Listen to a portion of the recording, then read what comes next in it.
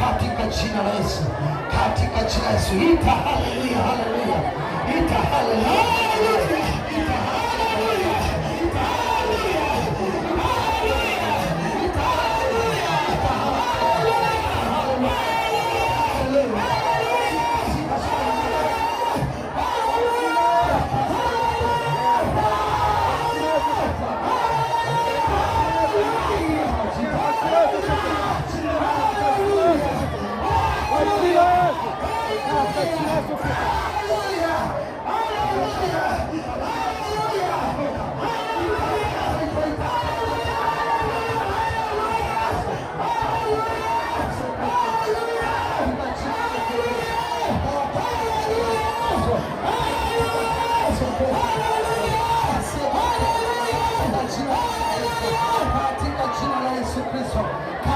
jina la Yesu, katika jina la Yesu, katika jina la Yesu, katika jina la Yesu, katika jina la Yesu, katika jina la Yesu, katika jina la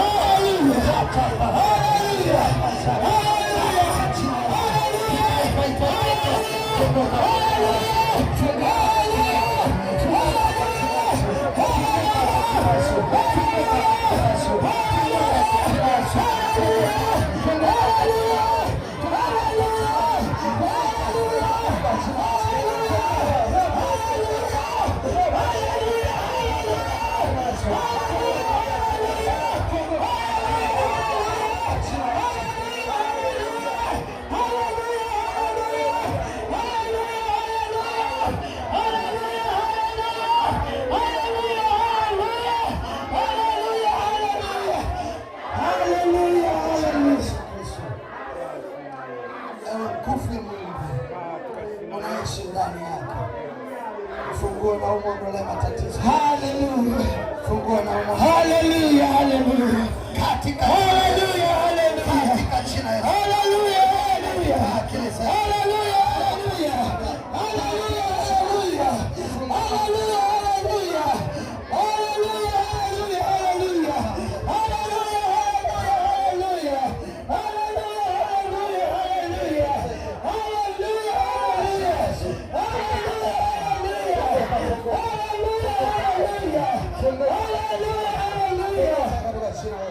Funguka katika jina la Yesu. Funguka katika jina la Yesu. Funguka katika jina la Yesu. Funguka kwa jina la Yesu. Funguka kwa jina la Yesu. Funguka kwa jina la Yesu. Funguka kwa jina la Yesu. Haleluya. Funguka kwa jina la Yesu. Haleluya. Haleluya. Haleluya. Haya.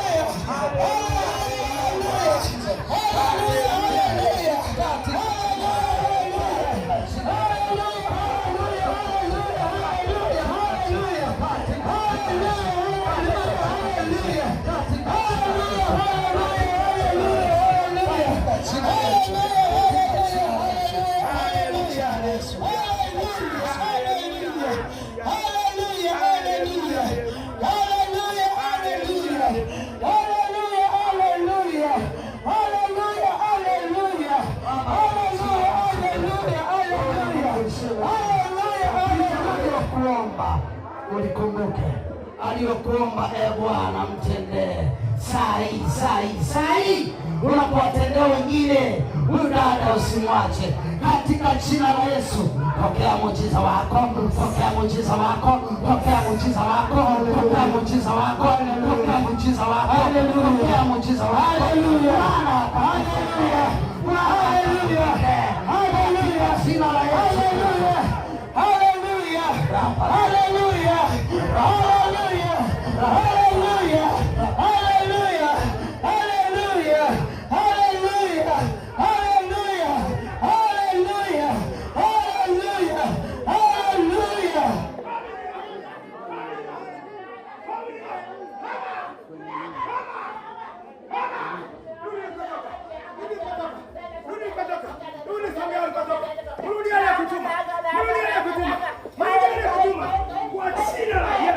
Hallelujah.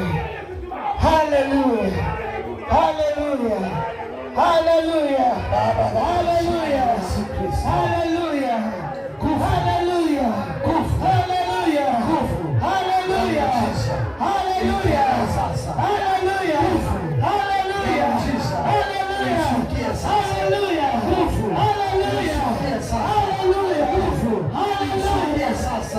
Hallelujah. Hallelujah. Hallelujah.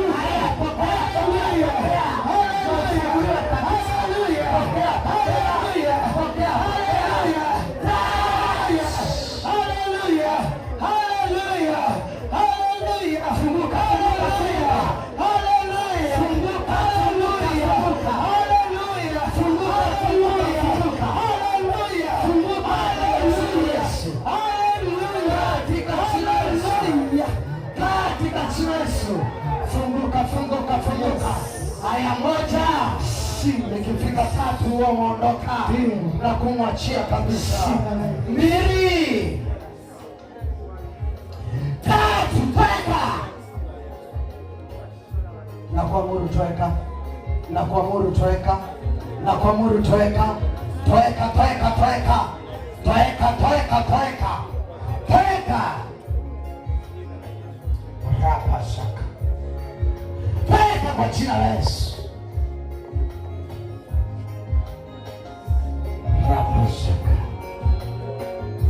1 2 3 4 5 6. Ukifika 7 huyu sio wa kwako tena. Haleluya. 7. Haleluya. Haleluya.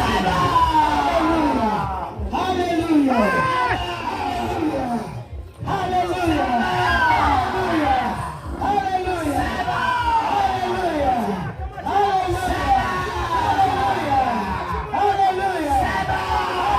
Unahitaji mtu wa kukusaidia. Amina. Hebu mwambie jirani yako, unahitaji mtu wa kukusaidia.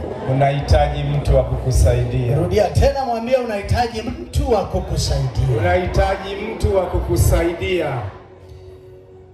Watu wa Mungu, kujifunza ni kufundisha. Unapotaka kujifunza lazima ufundishe. Ndio. Anayefundisha huwa anajua vizuri kuliko anayejifunza. Lakini anayejifunza kama amedhamiria kufundisha atakuwa mzuri zaidi kuliko hata anayefundisha. Kujifunza ni kufundisha. Hivyo pia ili ufiche unafiki wako ni lazima uwe dhaifu. Kwa watu wengi walio dhaifu ni wale ambao ni wanafiki. Ukiona mtu ni dhaifu kusema dhambi, ukiona mtu ni dhaifu kwa wanawake, ukiona mtu ni dhaifu kwa wanaume, ukiona ni mtu ni dhaifu kwenye madeni, kwenye matatizo mbalimbali, ujue ndani yake amebeba asili ya unafiki. Mtu yeyote mnafiki ana kawaida ya udhaifu. Nimeandaa somo kwa ufupi na nitaenda kwa ufupi. Amen.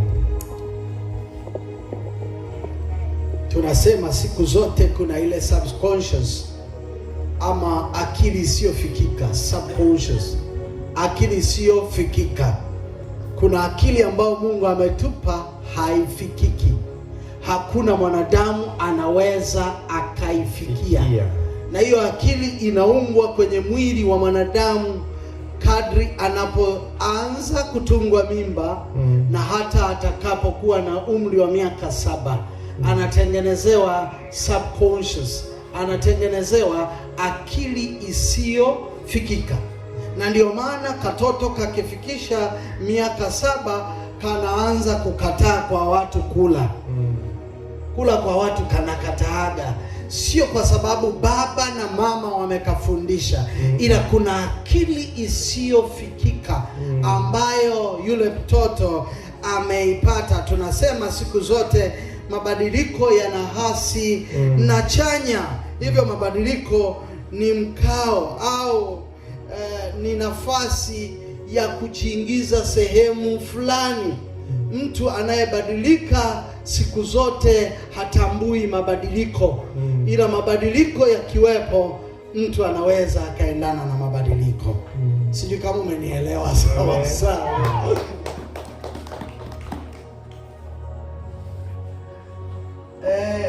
Si kila mtu ana akili ya kujua kinachoendelea.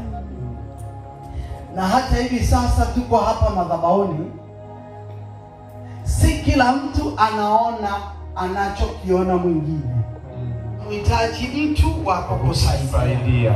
Hebu sema tena, ninamhitaji mtu wa kunisaidia. Ninamhitaji mtu wa kunisaidia. Anayebadilika siku zote hatambui mabadiliko. Anayebadilika siku zote hatambui mabadiliko.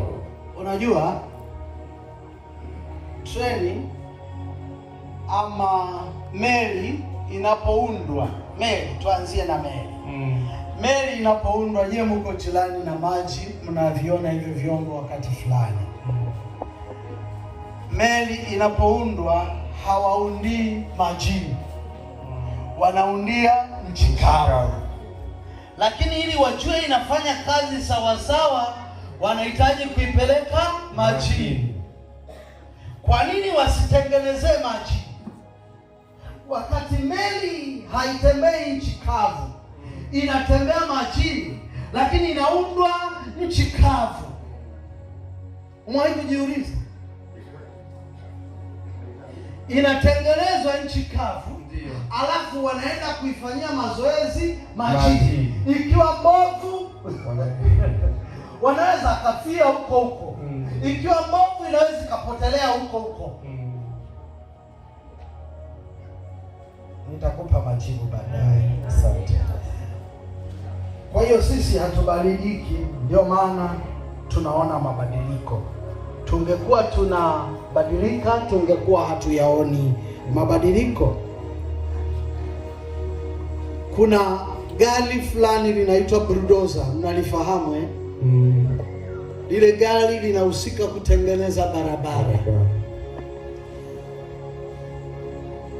Lile gari linatengeneza barabara kabisa, lakini likisha tengeneza barabara haliruhusiwi kupita kwenye barabara hiyo. Kwa hiyo likitengeneza barabara, wanalibeba kwenye gari jingine kulipeleka lilikotoka.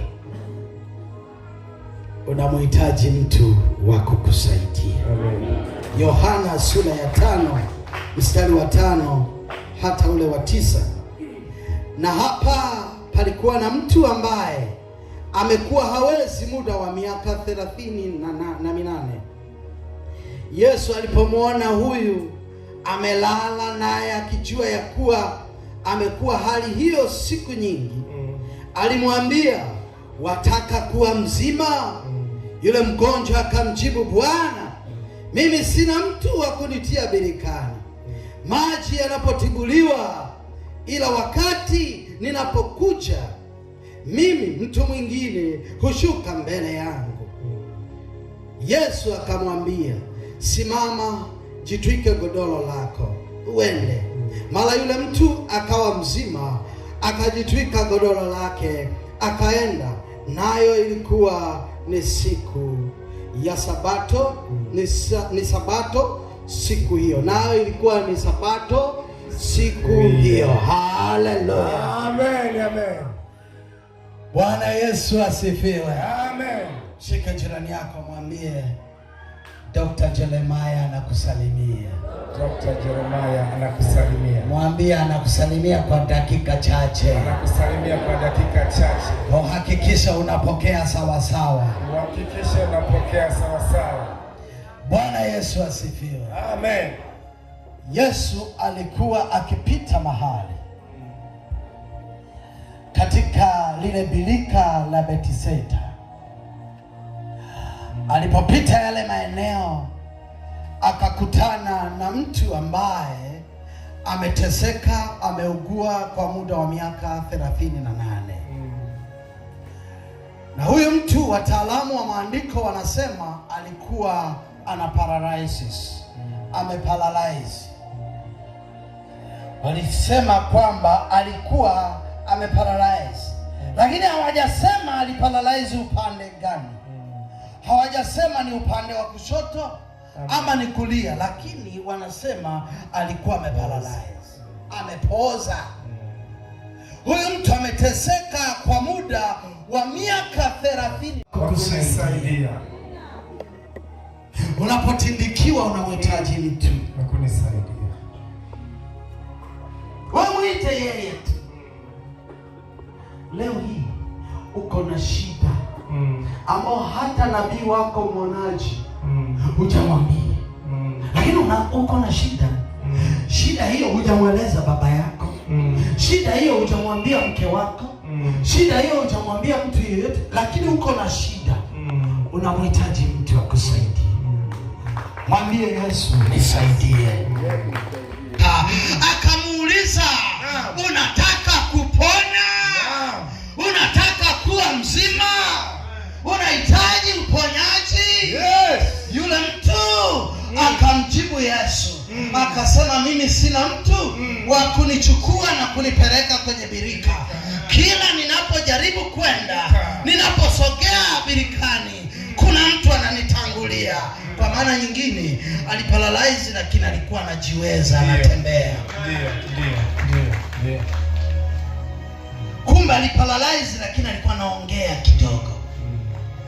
Siku moja nikiwa kwenye mkutano mahali fulani Mbeya vijijini, kunaitwa Ilembo pale mahali. Nilipokuwa na hubiri siku ya Jumamosi, wakamleta mama aliye paralyze. Tulipokuwa tumeomba, aliparalyze kwa muda wa miaka 4. Tulipoomba, ile stroke yake, kupoza kwake kukaondoka mara moja. Yes. Akabebwa na pikipiki wakarudi makwao. Waliporudi makwao saa 2 usiku, mama yangu mzazi akiwa jikoni anapika, akawa ameparalyze. Unasikia kitu nasema? Unamhitaji mtu wa kukusaidia. Wakati naombea kule, anapona mama yangu mzazi, ana paralyze usiku. Hawa ndugu hawakuniambia, tulikuwa nao, niko na watu kama 40 hivi, tuko kwenye ule mkutano. Baba mzazi akapiga simu kwa hawa, akasema, msimwambie huyo mtumishi, kwa sababu kesho anamalizia mkutano, asije akachanganyikiwa. Msimwambie chochote, fanyeni kimya kimya. Basi tukalala. Ilipofika saa 8 usiku, nikakuta Mungu ananisemesha. Anasema, mama yako ameparalyze. Alafu ameparalyze upande wake wa kushoto. Amepoza upande wa kushoto. Usiku nikashtuka, nikampigia simu mke wangu, kwa sababu tulikuwa tulali pamoja. Nikampigia simu mke wangu, nikasema, mama naambiwa ameparalyze. Umeisikia hii habari? Kumbe wao wana hiyo taarifa. Wakaanza, ndio. Hakuweza kuficha kwa sababu alijua na mimi nimeambiwa, kumbe sijui chochote. Asubuhi sana tukaamka, nikawapakia kwenye gari, nikawarudisha mpaka maeneo ya Mbalizi. Nikasema nendeni hospitali kwa mama, lakini mtakuta mama ameparalyze upande wake wa kushoto. Wanaenda hospitali, mama hawajaongea naye toka Jumapili. Jumatatu mimi nimemaliza mkutano, narudi. Nafika nyumbani kule hospitali Sole, nafika hospitali, mama hawezi kuongea, lakini anaweza kuandika. Hawezi kuongea, lakini anaweza kuandika. Anaomba karatasi, anaandika shida aliyo nayo. Nikasema mmemuuliza kwamba ni upande gani ameparalyze? Wakasema hatuelewi, inaonyesha amepigwa na stroke kubwa. Baadaye tunafuatilia ni upande wa kushoto. Sikiliza, wakati fulani unapopitia jambo fulani, unamhitaji mtu wa kukusaidia. Yesu anapita pale mahali, anaona mwanamke aliyepoza, kama mtu aliyepoza. Anasema hapa kuna nini? Unahitaji kupona? Anasema hapana. Mtu mwenye akili timamu asingejibu hilo jibu alilojibu huyu mwanamama ama huyu baba, asingejibu hilo. Angesema ndio anahitaji kupona. Lakini Yesu anamuuliza, unataka kupona? Unataka kuwa mzima? Anasema mimi nina ndugu zangu wanachelewa kuja kunipeleka kwenye bilika. Kuna watu wanapenda kusingizia wenzao. Wakiugua wanasingizia wenzao. Acha kusingizia. Unahitaji kupona? Sema nataka kupona. Nataka kufunguliwa. Nahitaji kupona. Yes. Acha kupeleka mbali maneno.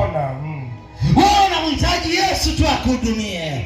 Sikiliza, umesikiliza baba, umesikia baba. Hata kama kuna wachawi waliandamana, mbele, nyuma, kulia, kushoto, juu na chini, ukimwita Yesu. Ongeza makofi tena. Haleluya. Ukimwita Yesu, hata wangeandamana 1000, hakuna uchawi. Ni kweli. Siku moja nilikuwa naenda mahali kuhubiri. Kipindi cha masika, sehemu fulani wanaita Kafule kule, Ileje. Ninaenda kule, niko na gari Noah. Gari cruiser zimekwama barabarani. Fuso zimekwama barabarani. Mimi napita pembeni, naenda na gari na kanoa, napenya mpaka pale juu. Alafu narudi baada ya siku 4, nakuta magari yale bado yamekwama. Mimi narudi na gari yangu, narudi mpaka mbele. Sikiliza, hata wangeandamana, wewe kwa Yesu ni mtu tofauti. Wache wakae vikao wanavyojua, lakini wewe ni tofauti na wao kabisa. Yesu anachouliza, unahitaji kuwa mzima? Sema nataka uzima unijie. Kumbe pia yule jamaa asingepona isipokuwa Yesu alipomwombea akafanyeje? Akapona, kwa sababu ni mtu. Unamhitaji mtu wa kukusaidia. Usifanye kila kitu peke yako. Usifanye kila kitu kwa ubinafsi. Unahitaji mtu wa kukusaidia. Na huyo mtu ni Yesu Kristo. Sema haleluya. Unamhitaji Yesu wa kukusaidia. Unamhitaji Yesu wa kukusaidia. Wakati wengine wamekuchoka, wamekudharau, wameona hutafanikiwa, unamhitaji Yesu kunisaidia. Hapo uko na baba yako, uko na baba yako Nabii Mwonaji. Sikiliza, Usimdharau nabii mwonaji. Ili mradi umekubali kukaa hapa, usimdharau baba yako. Huyo ndiye mtu wako wa kukuongoza. Unajua kuna watu, nimemsikia mtumishi mmoja amehubiri asubuhi hapa, akasema kwamba usiwe na mitaala. Jitahidi uwe na heshima. Huyu baba yangu wa kiroho, yule baba yako wa kiroho, yule baba yako. Sasa wewe una baba yupi? Wapi? Kama umekaa hapa, baba yako wa kiroho ni huyu. Huyu. Hatuna baba wengine hapa. Wengine ni baba wa kambo. Ila ni baba. Naye na ndevu, naye na akili. Ni baba, lakini ni baba wa kambo. Haleluya. Anaweza kama mkubwa, mnene. Kuna watu hawana watu. Hata kwenye nyumba yake tu yuko peke yake. Ndio. Mtaani tu hawamkubali, maana wanahisi yuko peke yake mwenyewe. Sijui hata kama kitanda anatandikaga, yuko peke yake tu.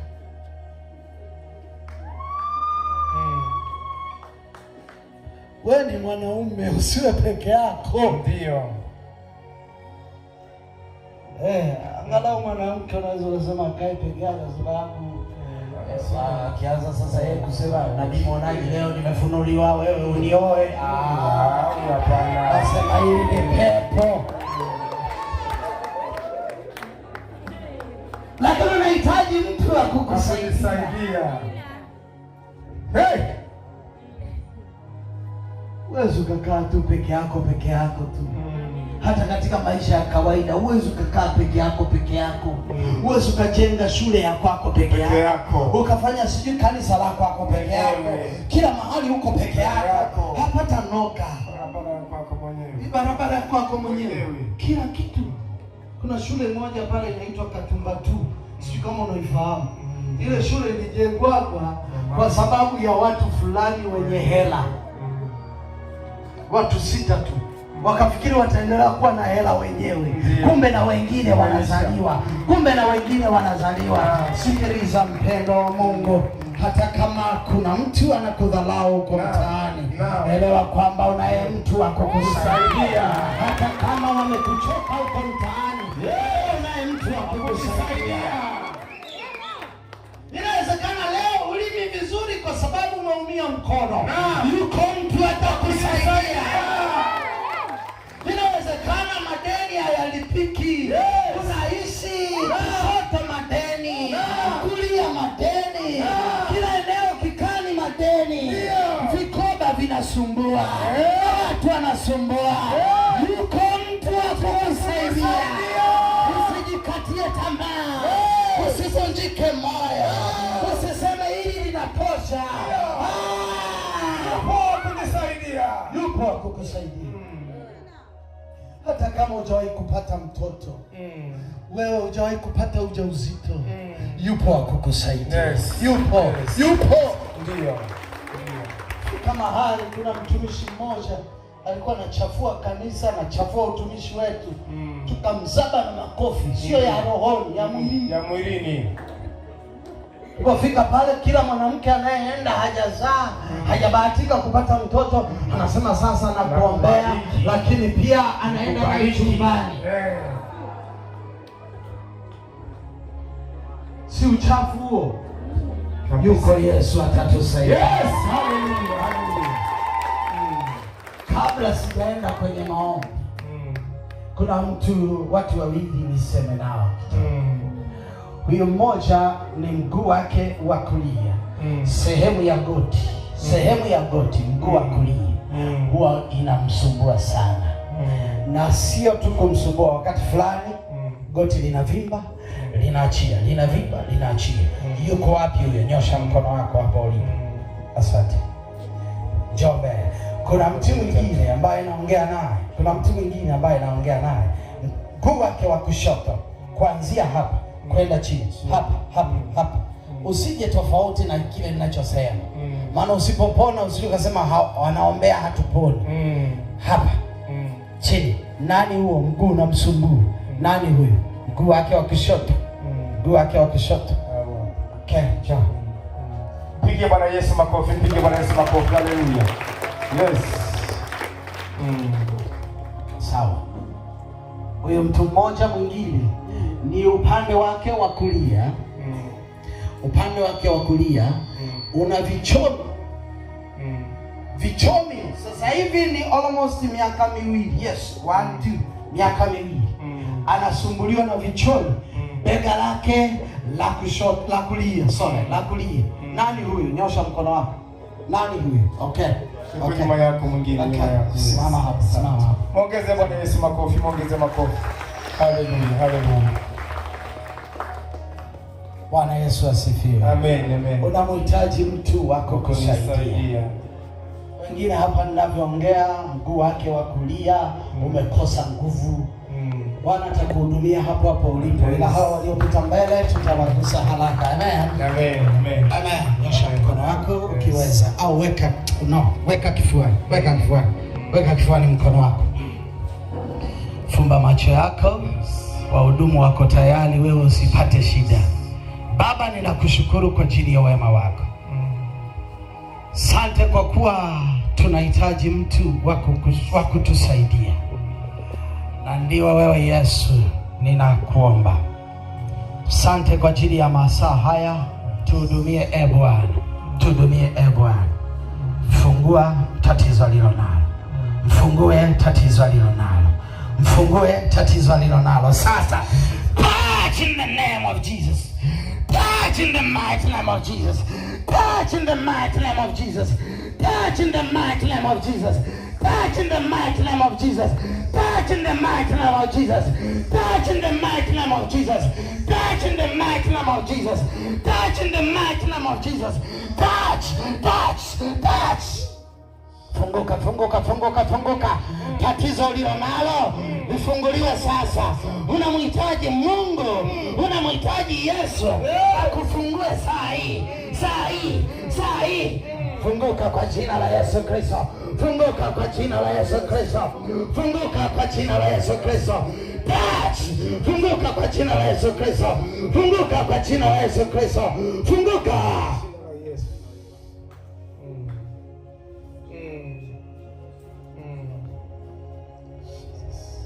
Rakapasakata. Katika jina la Yesu. Touch. Repo. Touch.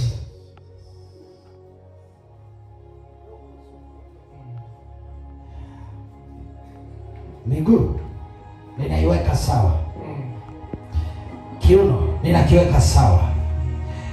Uti wa mgongo ninauweka sawa. Ufahamu wake ninauweka sawa. Kwa jina la Yesu. Katika jina la Yesu. Touch in the mighty name of Jesus. Rapaseke. Shika tumbo lake. In the mighty name of Jesus.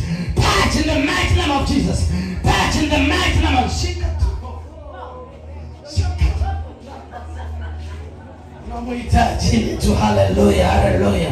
Raka katika jina la Yesu. Pokea muujiza wako. Pokea muujiza wako. Pokea muujiza wako. Katika jina la Yesu. Katika jina la Yesu. Bwana akufungue. Bwana akuponye. Bwana akufungue. Bwana akuponye.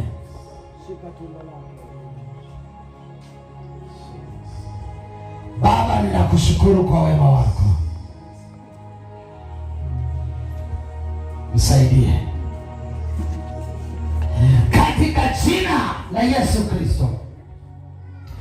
Touch in the mighty name of Jesus. Funguka. Ewe nguvu za mizimu. Nguvu za mizimu. Nguvu za mizimu. Nguvu za mizimu. Ninaamuru katika jina la Yesu. Ewe mizimu na roho za kiganga nimeamuru katika jina la Yesu Kristo, zisimfuatilie mtumishi wako katika jina la Yesu. Funguka, funguka, funguka in the mighty name of Jesus. Amen. Amen. Asante, turudi wapendwa, turudi. Shangilia Bwana Yesu kwa makofi mengi, makofi kwa Yesu. Haleluya.